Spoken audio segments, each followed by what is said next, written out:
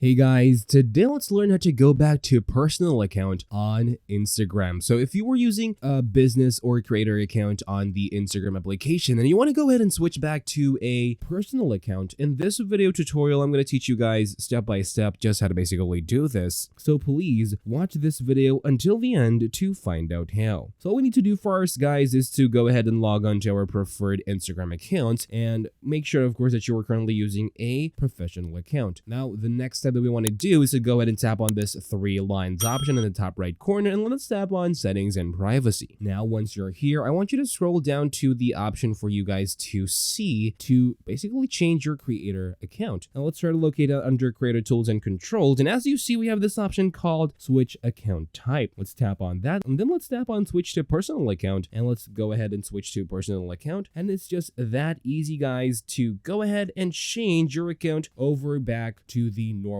personal account. So thank you guys for watching this video. Please like this video and subscribe as well if you guys learned something, and take care.